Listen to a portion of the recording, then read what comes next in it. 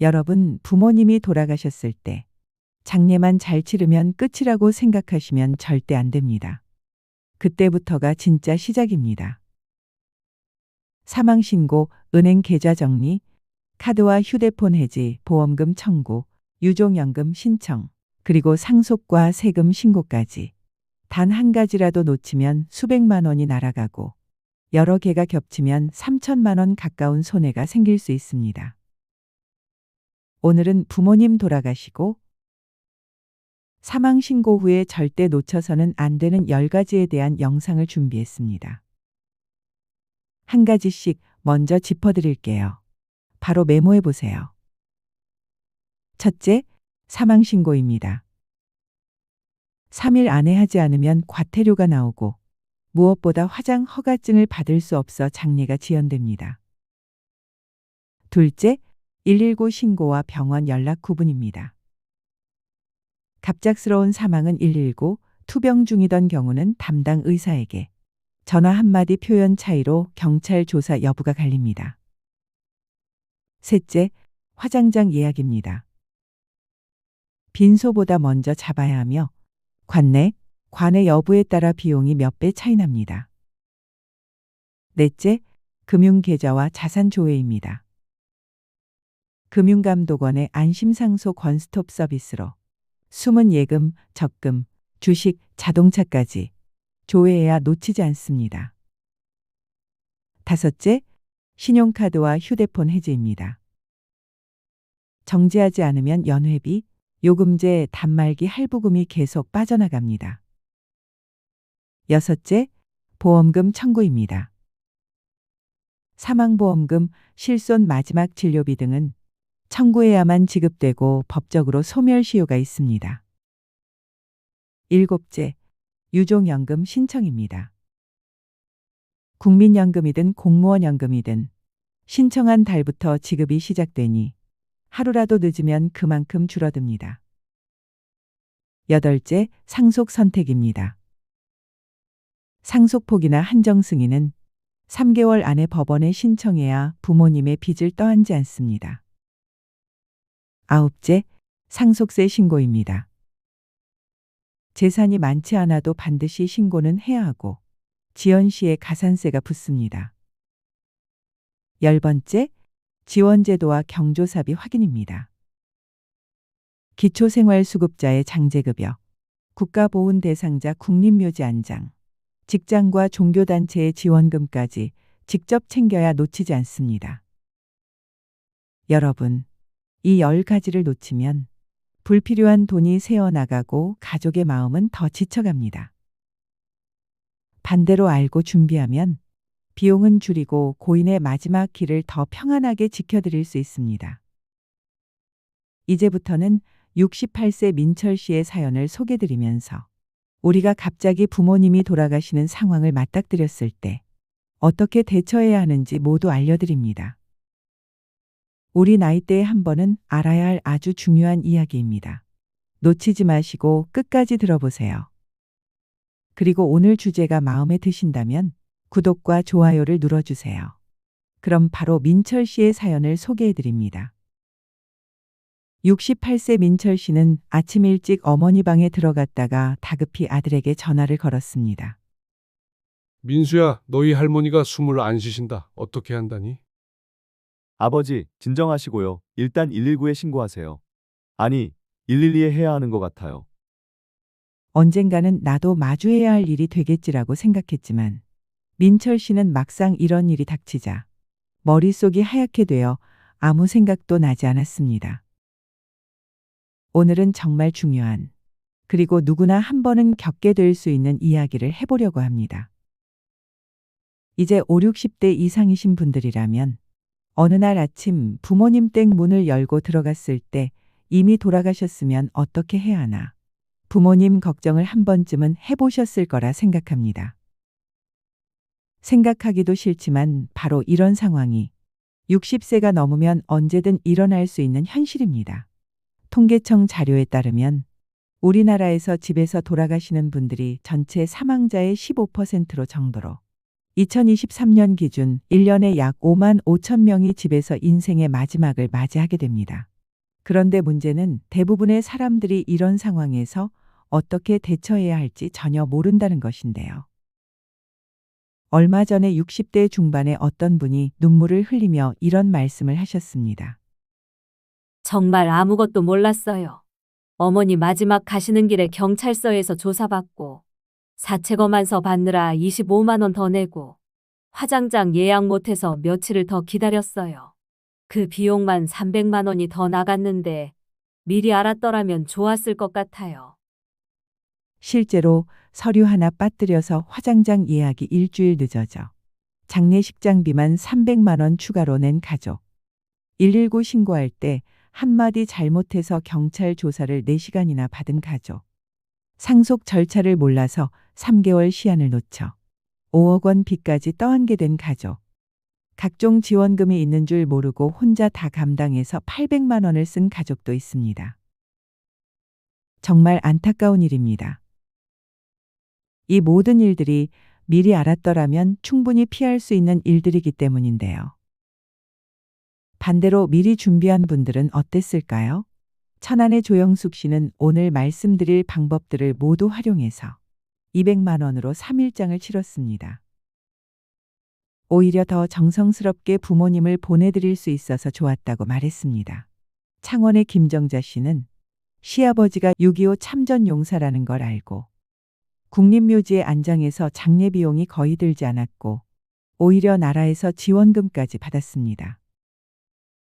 성남의 조연숙 씨는 평소에 부모님 관련 서류를 한 파일에 정리해 두셨는데 갑자기 아버지가 돌아가셨을 때 2시간 만에 사망진단서까지 발급받았습니다.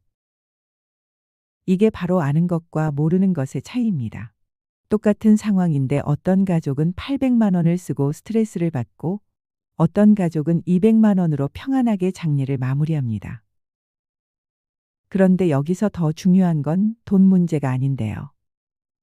고인의 마지막 길을 얼마나 평안하게 보내드릴 수 있느냐의 문제입니다. 경찰 조사를 받느라 마지막 시간을 제대로 보내지 못한 가족들. 서류 때문에 이리저리 뛰어다니느라 정작 고인과의 작별에 집중하지 못한 가족들. 예상보다 몇 배나 나온 비용 때문에 형제 자매끼리 다투게 된 가족들. 이런 일들이 의외로 참 많습니다. 그런데 말입니다. 한번 지나간 일은 되돌릴 수 없습니다. 오늘 영상을 끝까지 들으셔서 가족의 마지막도 잘 준비할 수 있기를 바랍니다. 실제 경험담과 구체적인 방법들, 지원제도까지, 그리고 죽음을 맞이하며 가족을 애도하는 방법까지 모두 준비했습니다. 특히 오늘 들으실 내용들은 인터넷에서도 쉽게 찾기 어려운 실전 노하우들이에요. 실제로 겪어본 분들만이 알 수 있는 진짜 정보들을 전해드립니다. 그리고 무엇보다 이런 준비를 하는 것을 불길하다거나 마음 무겁게 생각하지 마세요. 오히려 가족들에게 마지막까지 부담을 주지 않는 진정한 사랑의 표현이자 준비입니다. 지금 이 순간 여러분이 이 내용을 듣기로 결정하신 것만으로도 이미 현명한 선택을 하신 것입니다. 언젠가 꼭 필요한 순간이 올 텐데 그때 오늘 이 영상을 잘 들어놨다 생각하게 되실 겁니다. 60세 이후에 꼭 알아야 할, 집에서 부모님이 돌아가셨을 때 꼭 알아야 할 장례 절차 첫 번째. 부모님이 돌아가신 직후 골든타임 대응법부터 말씀드릴게요. 먼저 집에서 부모님이 돌아가신 것을 확인했을 때 절대 하면 안 되는 것들이 있습니다. 첫 번째, 함부로 시신을 움직이면 안 됩니다.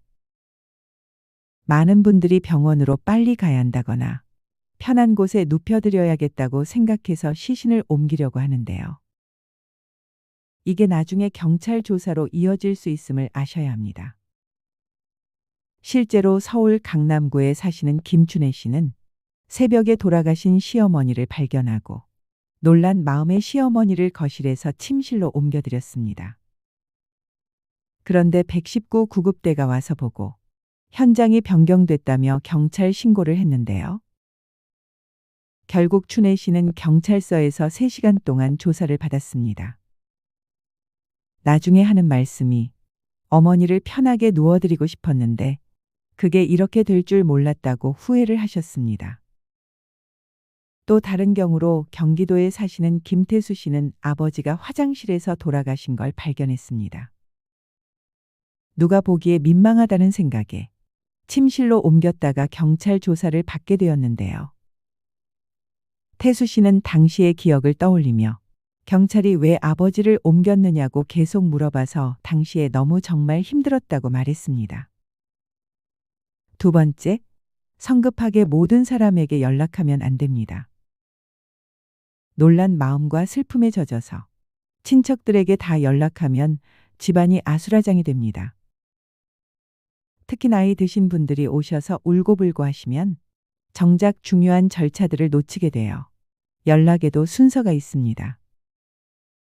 세 번째, 고인의 물건을 함부로 정리하면 안 됩니다. 특히 약이나 의료기구 같은 건 그대로 둬야 하는데요. 나중에 사망 원인 확인할 때 필요할 수 있기 때문입니다. 네 번째, SNS나 단체 채팅방에 급히 부고를 올리면 안 됩니다. 아직 공식적인 절차가 끝나지 않았는데 연락부터 하면 나중에 문제가 될 수 있습니다. 그럼 많은 분들이 궁금해 하시는 부분이 119 신고를 해야 하는지 병원에 연락을 해야 하는지 언제 어디로 연락을 해야 하는지 잘 모르시는데요. 이게 가장 헷갈리는 부분인데요. 잘못 신고하면 정말 복잡해집니다. 먼저 119에 신고해야 하는 경우는 첫째, 갑작스럽게 돌아가신 경우입니다. 평소에 건강하셨는데 갑자기 돌아가신 경우에 해당합니다. 둘째, 병원에서 치료받지 않고 집에 계신 상태에서 돌아가신 경우입니다. 셋째, 외상이나 사고의 흔적이 있는 경우입니다. 넷째, 혼자 계시다가 오랜 시간 후에 발견된 경우입니다. 이번에는 직접 병원에 연락하는 경우인데요. 첫째, 오래전부터 투병 중이셨던 경우입니다. 둘째, 담당 의사가 있어서 정기적으로 진료를 받으셨던 경우입니다. 셋째, 호스피스나 말기 치료 중이셨던 경우입니다. 넷째, 최근 한 달 이내에 해당 질환으로 병원에 다니셨던 경우입니다. 여기서 중요한 팁은 119에 신고할 때 사망한 것 같다고 절대 하지 마세요. 의식이 없고 호흡이 없다고 말하세요. 표현 하나 차이인데 대응이 완전히 달라집니다. 부산에 사시는 박미경 씨는 119에 아버지가 돌아가신 것 같다고 신고를 했습니다. 그랬더니 구급대원이 와서 보더니 이미 사망하신 것 같으니 경찰에 신고하세요라고 말했다고 합니다. 결국 경찰 조사까지 받게 되고 사체 검안서까지 받느라 25만 원이 추가로 들었습니다. 박미경 씨는 한마디 잘못해서 일이 이렇게 복잡해질 줄 몰랐다고 말했습니다. 반대로 같은 부산에 사는 이은주 씨는 아버지가 의식이 없고 호흡이 안 된다고 신고를 했는데요. 구급대원이 와서 응급처치를 시도했지만 이미 돌아가신 상태였고 평소 당뇨병으로 치료받으셨던 기록이 있어서 담당 병원으로 연결을 해주었습니다. 그렇게 사망진단서를 받고 경찰 조사 없이 장례를 치를 수 있었습니다. 이번엔 경찰 신고가 필요한 경우에 대해 자세히 말씀드리겠습니다. 첫째, 외상이 있거나 사고사로 의심되는 경우입니다. 넘어져서 머리를 다쳤다거나 계단에서 떨어진 흔적이 있다거나 할 때입니다. 둘째, 갑작스럽게 돌아가셔서 사인이 불분명한 경우입니다. 평소 건강하셨는데 갑자기 돌아가신 경우에 해당됩니다. 셋째, 혼자 계시다가 하루 이상 지나서 발견된 경우입니다. 넷째, 독거노인이시거나 가족과 떨어져 사시는 경우입니다. 경찰 신고가 불필요한 경우는 첫째, 병원에서 지속적으로 치료받으셨던 경우입니다. 특히 말기 질환이나 중증 질환으로 치료받으셨던 경우에 해당됩니다. 둘째, 담당 의사가 있어서 사망진단서를 바로 작성해 줄 수 있는 경우입니다. 셋째, 호스피스 치료를 받으셨던 경우입니다. 넷째, 요양원이나 요양병원에 계셨던 경우도 해당됩니다. 대전에 사시는 최순희 씨는 치매로 5년간 투병하신 어머니가 돌아가셨습니다. 처음에는 경찰 신고를 해야 하나 고민을 하셨다고 합니다. 하지만 담당 의사 선생님이 오랫동안 치료해 왔으니 사망진단서를 써드릴 수 있다고 해서 경찰 조사 없이 처리할 수 있었습니다. 다음으로는 시신을 이동하기 전에 반드시 준비해야 할 것들이 있습니다. 이걸 미리 준비해 두지 않으면 정말 큰일 나는데요. 첫째, 신분증입니다. 고인과 신고자 모두 필요합니다. 고인의 신분증이 어디 있는지 미리 알아두세요. 둘째, 가족관계증명서입니다. 온라인으로도 발급받을 수 있습니다. 셋째, 주민등록 등본입니다. 넷째, 병원 진료 기록이 있다면 가져가세요. 처방전이나 진료비 영수증도 도움이 됩니다. 다섯째, 보험증서도 챙기세요. 생명보험이나 상해보험이 있다면 나중에 보험금 청구할 때 필요합니다. 여섯째, 통장과 도장도 준비하세요. 장례 비용 결제할 때 필요합니다. 이런 서류가 없으면 사망진단서 발급이 지연되고 그러면 장례식장 예약부터 모든 게 꼬여버릴 수 있습니다. 인천에 사시는 이희수 씨는 서류 준비를 못해서 사망진단서 발급이 하루 지연되었습니다. 그 바람에 원하던 장례식장을 예약하지 못하고 200만 원 더 비싼 곳을 이용해야 했는데요. 희수 씨는 서류 하나 때문에 이렇게 큰 돈이 날아갈 줄 몰랐다고 말씀하셨습니다. 반대로 성남에 사시는 조연숙 씨는 평소에 부모님 관련 서류를 한 파일에 정리해 두셨다고 하는데요. 갑자기 아버지가 돌아가셨을 때도 서류를 바로 챙겨서 2시간 만에 사망진단서까지 발급받을 수 있었습니다. 미리 준비해 둔 게 정말 도움이 됐다고 말했습니다. 다음으로는 가족에게 연락하는 순서도 정말 중요합니다. 잘못하면 나중에 가족 간의 감정이 상할 수 있는데요. 첫 번째로, 배우자가 있다면 가장 먼저 연락하세요. 부부가 가장 우선입니다. 두 번째는 직계가족인 자녀들입니다. 장남, 차남 순서는 중요하지 않고 연락이 닿는 순서대로 하시면 됩니다. 세 번째는 형제자매입니다. 고인의 형제자매들에게 연락하세요. 네 번째는 사위, 며느리입니다. 직접 연락하기보다는 배우자를 통해서 연락하는 게 좋습니다. 다섯 번째는 친척들입니다. 고모, 이모, 외삼촌 등이 해당됩니다. 여섯 번째는 가까운 지인들입니다. 마지막으로 직장이나 단체에 연락하면 됩니다. 여기서 중요한 점은 모든 연락을 다 하지 마세요. 처음에는 핵심 가족들에게만 연락하고 나머지는 장례 계획이 어느 정도 정해진 후에 하시는 게 좋습니다.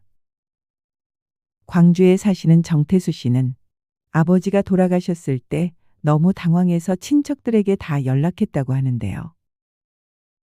그랬더니 30명 넘게 몰려와서 집안이 난장판이 되고 정작 중요한 결정들은 제대로 못했다고 말합니다.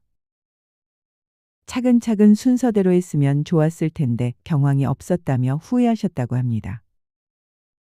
그러면 이번에는 사망신고를 72시간 내 반드시 완료해야 하는 이유에 대해서 말씀드리겠습니다. 법적으로는 사망신고를 사망을 안 날로부터 1개월 이내에 하면 되지만 실제로는 72시간 내에 해야 합니다. 왜냐하면 화장 허가증을 받으려면 사망신고가 완료되어야 하기 때문인데요. 요즘은 거의 99%가 화장을 하기 때문에 화장장 예약이 생각보다 오래 걸립니다. 특히 수도권은 평균 5일에서 7일 정도 기다려야 해요. 그런데 사망 신고가 늦어지면 화장 허가증 발급도 늦어지고 결국 화장장 예약도 더 늦어지게 됩니다. 실제 사례로 대구에 사시는 최영수 씨 가족이 사망 신고를 미뤘습니다. 어차피 한 달 안에 하면 되니까라고 생각하셨다고 하는데요. 그런데 화장 허가증을 받으려고 동사무소에 갔더니 사망 신고부터 하라고 말했습니다. 결국 사망 신고하고 화장 허가증 받는데 이틀이 걸렸고 화장장 예약이 일주일이나 지연되어서 장례식장 사용료만 추가로 200만 원이 나왔습니다. 영수 씨는 하루 이틀 늦춰도 되는 줄 알았는데 이게 이렇게 큰 문제가 될 줄 몰랐다고 말했습니다. 주말이나 공휴일에 돌아가신 경우나 동사무소 방문이 어려운 경우에 정부24 홈페이지를 통해 온라인으로 사망 신고를 할 수 있습니다. 신고인은 배우자나 자녀, 친족 또는 동거자여야 하며 사망 신고서를 작성하고 병원에서 발급받은 사망진단서 또는 시체검안서가 필요합니다. 그리고 신고인의 신분증을 확인하며 사망자의 신분증 반납이 이루어지게 됩니다. 여기서 사망진단서와 시체검안서의 차이점과 발급 방법을 알려드리겠습니다. 이 둘의 차이를 정확히 아시는 게 정말 중요한데요. 비용 차이가 많이 납니다. 사망진단서는 담당 의사가 있을 때 발급받는 것인데요. 평소에 치료받던 병원에서 의사가 사망 원인을 알고 있으니까 진단서를 써주는 것입니다. 비용은 보통 10,000원 정도이며 당일 발급이 가능합니다. 빠르면 1시간 이내에도 받을 수 있습니다. 시체검안서는 담당 의사가 없거나 갑작스런 사망 시 발급받는 것인데요. 법의학과 의사나 응급실 의사가 시신을 검안해서 발급하는 것입니다. 병원마다 다르나 비용이 3만 원에서 10만 원 정도 들고 복잡한 경우 부검을 하게 되면 100만 원 이상 들게 됩니다. 발급 시간은 4시간에서 6시간 정도 소요되며 사망 시간이 불명확하거나 외부 손상 등의 특이사항이 있다면 더 길어질 수도 있습니다. 그래서 평소에 단골병원이나 담당 의사를 만들어 두시는 게 중요합니다. 광주에 사시는 정미자 씨는 어머니가 평소에 당뇨병으로 동네 내과에 다니셨습니다. 어느 날 갑자기 돌아가셨을 때 의사 선생님이 어머님 오랫동안 치료해드렸으니 사망진단서를 써주셨는데요. 하지만 어머니의 친구분이 돌아가셨을 때 담당 의사가 없어서 응급실에서 시체검안서를 받느라 많은 비용과 시간을 들였다고 했습니다. 그리고 요즘은 대부분 화장을 하니까 화장 허가증 발급 과정을 정확히 알아두셔야 합니다. 첫 번째 단계는 사망 신고를 완료하는 것입니다. 이게 선행되어야 합니다. 두 번째는 동사무소에서 화장허가증을 신청하는 것입니다. 신청할 때 화장할 장소와 일시를 정해야 합니다. 세 번째는 화장장을 예약하는 것인데요. 이게 가장 시간이 오래 걸립니다. 네 번째는 화장 당일에 허가증을 지참하는 것입니다. 여기서 가장 중요한 건 화장장 예약임을 잊지 마세요.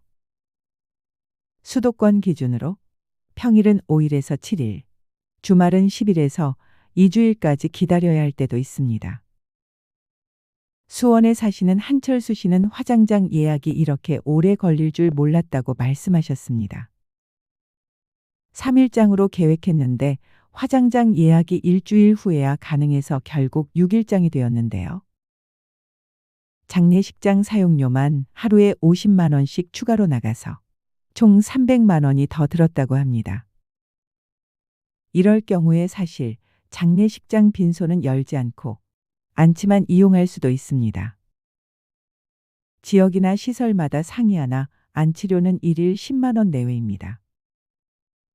화장장 예약은 이하늘 장사정보 시스템 홈페이지에 접속하시면 지역별로 현재 예약 현황을 확인하고 예약 신청을 하실 수 있습니다.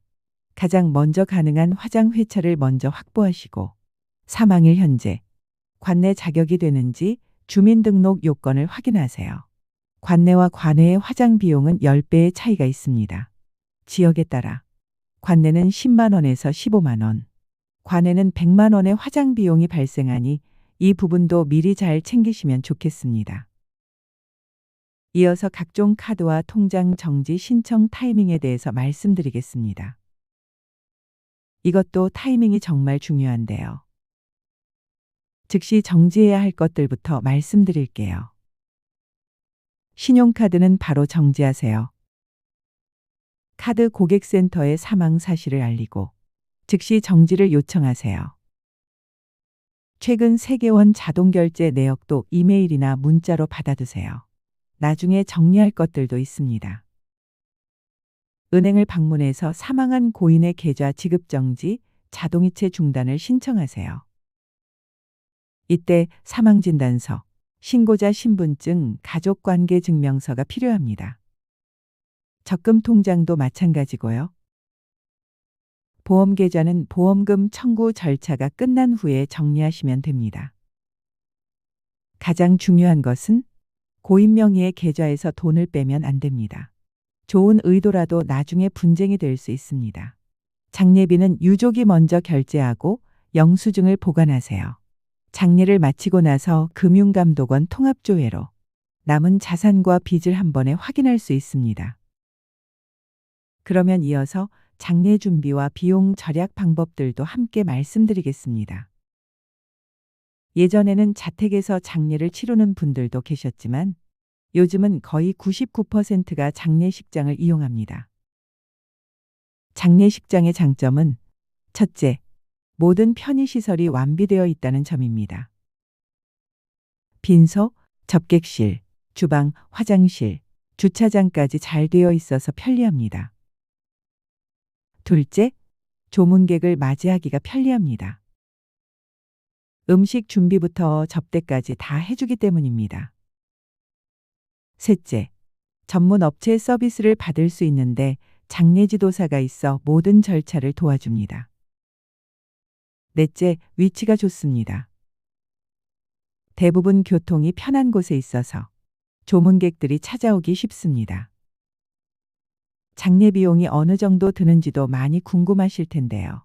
장례식 비용은 장례식장 사용료, 장례용품, 식사 및 접대비, 장지, 화장 비용 등으로 구성됩니다. 평균 1,200만 원에서 1,400만 원, 가족장은 500만 원에서 700만 원, 빈소 없이 장례만 치를 경우에 150만 원에서 300만 원 정도의 비용이 들어갑니다. 여기서 쓸데없이 부풀려진 비용 없이 장례 비용 절약하는 실전 노하우를 알려드립니다. 첫 번째, 필수만 남기고 선택은 줄이세요. 패키지로 제시된 것은 쪼개고 항목별로 비교해서 구입하세요. 관, 수의, 영정, 제단꽃, 재래실, 안치, 장례 도우미, 운구, 버스, 식대, 식음료 등 필요 없는 것은 즉시 빼야 합니다. 관은 30만 원에서 50만 원짜리면 충분합니다. 요즘은 화장을 하는 것이 추세이므로 굳이 비싼 관을 쓰지 않아도 됩니다. 제단꽃 등도 선택 항목에서 개별 선택할 수 있도록 되어 꽃집에서 따로 주문하면 절약이 많이 됩니다. 수의는 20만 원 이하로 선택하셔도 됩니다. 슬픔 속에서 이런 장례 절차의 선택들이 힘드실 수도 있지만 미리 어떻게 하겠다는 것을 준비해두고 대비한다면 고인을 더 편안하게 보내드릴 수 있을 것입니다. 여러분은 국민장례지원금과 지원제도가 있다는 것 알고 계셨나요? 이런 지원제도가 있는 줄 모르시는 분들이 정말 많은데요. 꼭 알아두시면 도움이 됩니다. 국민기초생활수급자는 장제급여로 80만 원을 지원받을 수 있습니다. 동사무소에서 신청하면 되는데 많은 분들이 모르고 계십니다. 신청할 때 사망진단서와 장례비 영수증을 가져가시면 돼요. 국가보훈 대상자는 혜택이 정말 많은데요. 국립묘지 안장이 가능하고 장례 관련 절차에서 많은 도움을 받을 수 있습니다. 6.25 참전용사, 월남전 참전용사, 독립유공자 후손 등이 해당됩니다. 이에 대해서는 보훈청에 문의해 볼 수 있습니다. 직장인의 경우에는 회사에서 경조사비를 받을 수 있는데요. 회사마다 다르지만 보통 30만 원에서 100만 원 정도를 지원해 주는 경우가 많습니다. 교회, 절 등의 종교단체에 소속되어 있을 경우, 교회, 절, 성당 등에서 장례비를 지원해 주는 경우가 많이 있습니다. 또 신도들이 봉사활동으로 도와주기도 합니다. 창원에 사시는 김정자 씨는 시아버지가 6.25 참전용사셔서 국립묘지에 안장하게 되었는데요. 당시에 장례 비용이 거의 들지 않았다고 합니다. 또 다른 경우로 포항에 사시는 이순옥 씨는 어머니가 기초생활수급자셨는데 장제급여 80만 원을 받아서 장례 비용에 큰 도움이 되었다고 합니다. 몰랐으면 그냥 넘어갈 뻔했는데 동사무소에서 알려줘서 받을 수 있었다고 말씀하셨습니다. 사실 장례를 마친 후에도 해야 할 일들이 정말 많습니다. 꼭 챙겨야 할 일들까지 말씀드릴게요. 잘 메모해 두시기를 바랍니다. 고인의 은행 업무 처리에 대해서 많이 궁금하실 텐데요. 은행마다 절차가 조금씩 다르니까 미리 알아두시는 게 좋습니다. 첫째, 계좌 지급정지 신청을 해야 합니다.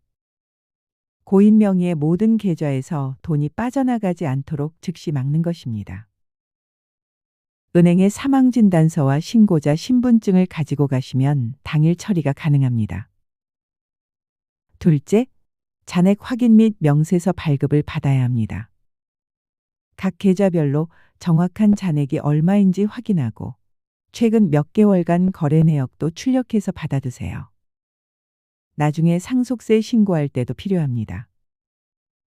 셋째, 자동이체 중단 신청을 하셔야 합니다. 공과금, 보험료, 통신비 등 자동이체를 그대로 두면 계속 빠져나가게 됩니다. 모든 자동이체 목록을 확인해서 필요한 것만 남기고 나머지는 중단하세요. 넷째, 대출 잔액과 보증 여부를 확인하세요. 담보대출이나 신용대출이 있는지, 다른 사람의 연대보증을 서 있는 건 아닌지 꼭 확인해야 해요. 이걸 놓치면 나중에 큰 문제가 될 수 있습니다. 다섯째, 상속 절차 준비를 하세요. 계좌를 해지하거나 명의 변경을 하려면 상속인 전원의 동의서와 인감증명서가 필요합니다. 은행에서 필요한 서류 목록을 받아서 미리 준비해 두시면 나중에 편합니다. 은행별로 말씀드리면 시중은행인 KB, 신한, 우리, 하나은행 등은 비슷한 절차인데요. 사망신고서 사본, 상속인 전원 동의서, 인감증명서가 필요한데요. 상속인이 여러 명이면 전원이 동의해야 하니까 미리 이야기해 두어야 합니다. 인터넷 은행인 카카오뱅크, 토스뱅크 등은 온라인으로도 신청이 가능합니다. 서류는 동일하지만 처리 시간이 더 빠릅니다. 보통 3일에서 5일이면 처리됩니다. 농협이나 새마을금고는 지점별로 담당자와 직접 상담을 해야 합니다. 조합원 자격이 있었는지도 확인해야 하고요. 농협은 특히 출자금도 있을 수 있으니까 꼭 확인해 보세요. 그러므로 체크리스트를 만들어서 하나씩 확인해 보세요. 예금 통장 목록을 작성하고 대출 잔액을 확인하세요. 자동이체 내역을 확인하고 보험 계좌는 별도로 정리하세요. 부산에 사시는 배순희 씨는 아버지가 돌아가신 후 통장 정리를 하다가 깜빡한 계좌가 있다는 걸 나중에 알게 되었는데요. 새마을금고에 적금 통장이 하나 더 있었는데 2년 후에 발견했다고 합니다. 미리 리스트를 만들어서 체크했으면 좋았을 텐데라는 말씀을 하셨는데요. 여기서 정말 중요한 팁 하나 더 드리겠습니다.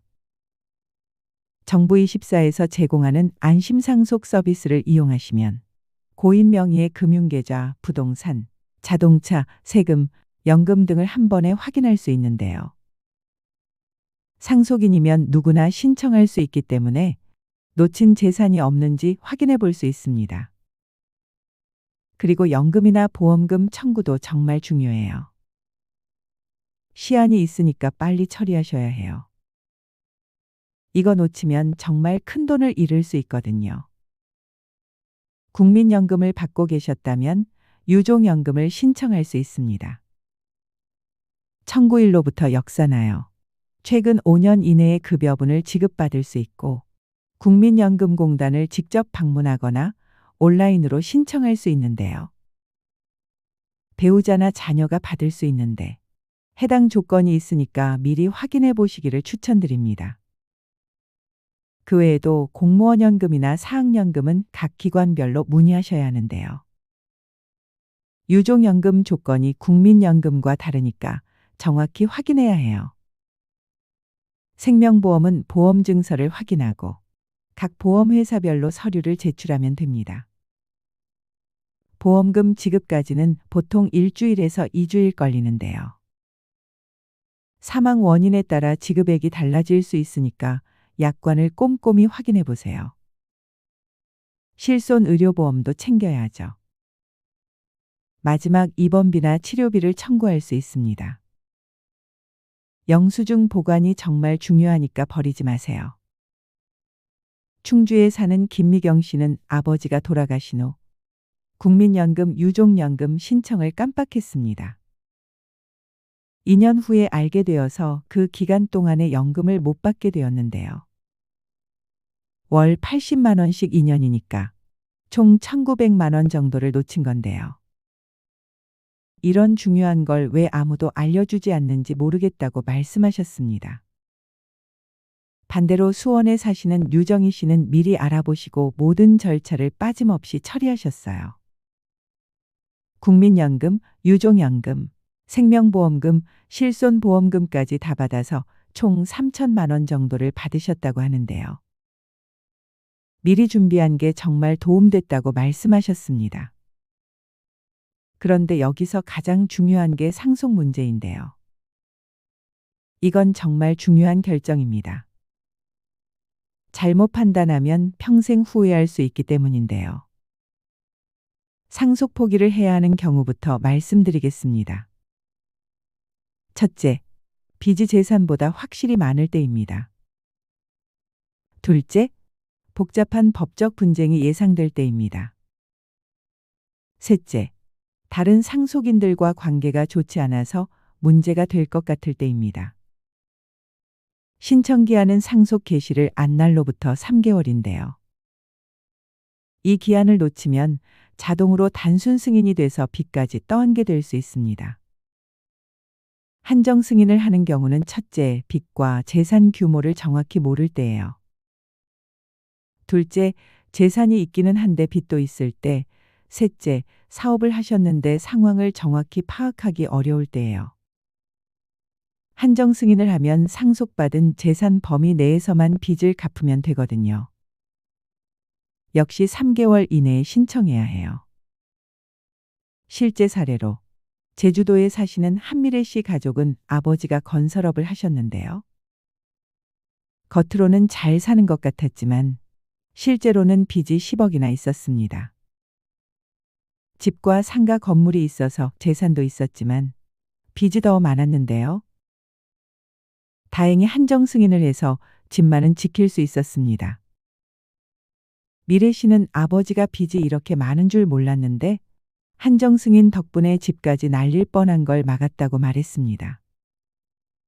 반대로 안타까운 경우도 있는데요. 춘천에 사시는 박선영 씨는 아버지가 돌아가신 후 3개월 기한을 놓쳤습니다. 아버지가 사업 실패로 2억 원의 빚이 있었는데 자동으로 단순 승인이 되어서 그 빚을 다 떠안게 된 것인데요. 3개월이라는 기한을 몰랐다면서 큰 한숨을 쉬셨습니다. 어떠신가요? 한 분의 고인을 보내드리는 일도, 죽음을 준비하는 일도 결코 쉽지 않은데요. 대부분의 사람들이 이런 상황이 되어서야 허둥지둥 알아보게 됩니다. 여러분은 오늘 영상을 들으면서 미리 준비할 수 있게 되셨는데요. 마지막으로 정말 중요한 준비 하나만 더 말씀드리려고 합니다. 중요한 서류들을 미리 한 곳에 정리해서 보관해 두세요. 서류 정리함을 하나 준비하세요. 여기에는 고인과 가족들의 신분증 사본, 가족관계증명서, 주민등록등본, 보험증서, 통장 사본, 병원 진료 기록을 넣어두세요. 그리고 각 금융기관 담당자 연락처, 보험회사 연락처, 단골병원 연락처도 함께 적어서 넣어두시고요. 특히 중요한 건 가족들이 모두 이 서류함이 어디 있는지 알 수 있도록 해두는 겁니다. 갑작스러운 상황에서 서류를 찾느라 헤매면 정말 힘들거든요. 그리고 통장 비밀번호나 각종 계정 정보들도 따로 메모해서 보관해 두세요. 물론 보안에 주의하면서 말이에요. 가족들만 알 수 있는 곳에 안전하게 보관하시면 됩니다. 이런 준비가 되어 있으면 갑작스러운 상황에서도 가족들이 당황하지 않고 차근차근 처리할 수 있는데요. 이런 준비를 하는 것이 불길하다고 생각하지 마세요. 오히려 가족들에게 마지막까지 부담을 주지 않는 사랑의 표현이 될 수 있습니다. 실제로 미리 준비하신 분들의 이야기를 들어보면 정말 도움이 많이 됐다고 하시는데요. 당황하지 않고 차분하게 처리할 수 있었고 불필요한 비용도 절약할 수 있었다고 합니다. 누구나 언젠가는 필요한 순간이 오게 됩니다. 그때 오늘 이 내용을 들은 것이 정말 다행이다, 도움이 됐다는 생각이 드실 텐데요. 오늘 영상의 내용이 도움이 되셨다면 주변의 소중한 지인에게도 꼭 공유해 주세요. 그리고 구독과 좋아요로 저를 응원해 주세요. 좋은 콘텐츠를 만드는 데 큰 힘이 됩니다. 여러분의 가족이 평안하시고 언제나 건강하시길 바라면서 오늘 영상은 여기서 마치겠습니다. 고맙습니다.